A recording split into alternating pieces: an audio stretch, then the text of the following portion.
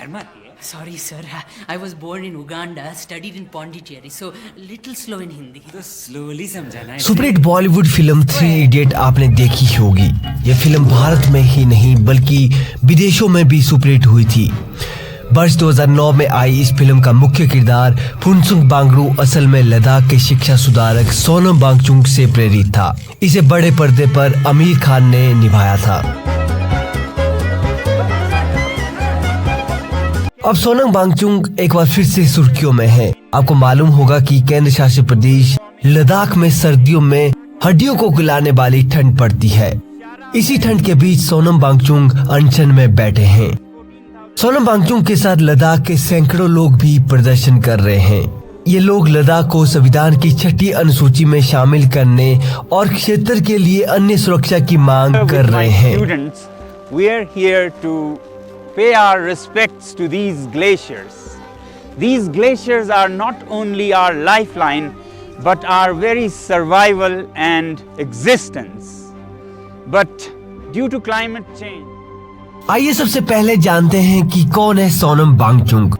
सोनम वांगचुक एक mechanical engineer है और HAIL यानी Himalayan institute of alternatives Ladakh के निदेशक हैं।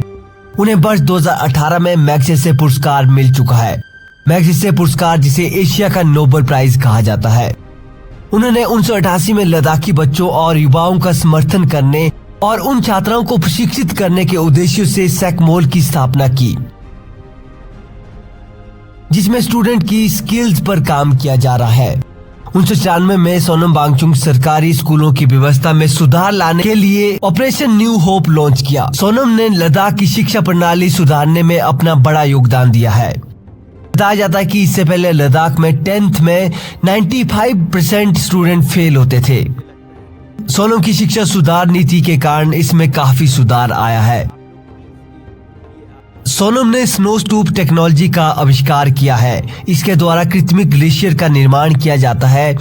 इसका उपयोग पानी का संग्रहण करने के लिए किया जा रहा है और गर्मियों में भी पानी की कमी को पूरा किया जा रहा है। We made a 2-story high prototype last winter. हाल ही में सोनम वांगचुक ने भारतीय सेना के लिए एक टेंट का निर्माण किया है। इस टेंट की खास बात यह है कि इसका तापमान बर्फीले पहाड़ों में भी 15 से 20 डिग्री सेल्सियस के बीच में रहता है। यह टेंट भारतीय सेना के लिए सियाचिन जैसे खतरनाक ग्लेशियरों में भी वरदान की तरह साबित हो सकता है। सोते हैं और ये बहुत हाईली इंसुलेटेड हैं, बहुत जैसे रजाई होता है उस तरह का स्लीपिंग बैग की तरह है। और सर्दियों में हमने ये देखा कि जो हमारे सैनिक हजारों में तैनात है गालवान की वादी में, वहाँ बहुत कड़ाके की ठंड पड़ती है और उन्हें बहुत तकलीफ़ें हो रही हैं। तो हमने इस यूनिवर्सिटी में एक प्रोजेक्ट पे काम करना शुरू किया और प्रोजेक्ट था एक ऐसा तंबू, पैसिव सोलर हीटेड टेंट बनाने का, जिसमें कि हमारे सैनिक आराम से रह सके। लद्दाख, जिसे पृथ्वी का तीसरा ध्रुव माना जाता है, लद्दाख को वर्ष 2019 में केंद्र शासित प्रदेश का दर्जा मिला था। आपको मालूम होगा कि लद्दाख का क्लाइमेट बहुत ही ड्राई है। यहाँ बारिश बहुत ही कम होती है, इसलिए यहाँ वर्ष भर पानी की समस्या रहती है।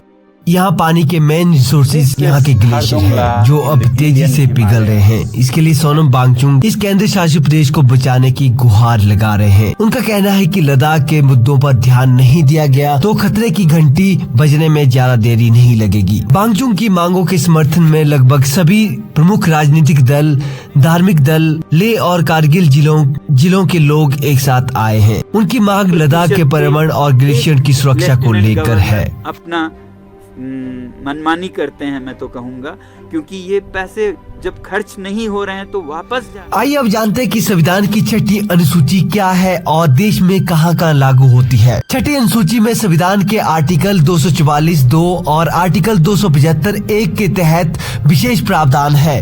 अभी असम, मेघालय, त्रिपुरा और मिजोरम राज्यों के जनजातीय क्षेत्रों को 6ठी अनुसूची में शामिल किया गया है। इस अनुसूची के तहत असम, मेघालय, त्रिपुरा के जनजातीय क्षेत्रों में स्वायत्त जिला बनाने का प्रावधान किया गया है। राज्य में राज्यपाल को स्वायत्त जिलों का गठन करने और पुनर्गठित करने का अधिकार भी दिया जाता है। 6ठी अनुसूची के तहत जनजातीय क्षेत्रों में स्वायत्त जिला बनाने का प्रावधान है। राज्यों के भीतर इन जिलों को विधायी, न्यायिक और प्रशासनिक स्वायत्तता मिलती है। राज्यपाल को यह अधिकार भी है कि वे इन जिलाओं की सीमा को घटा बढ़ा परिवर्तन कर सकते हैं।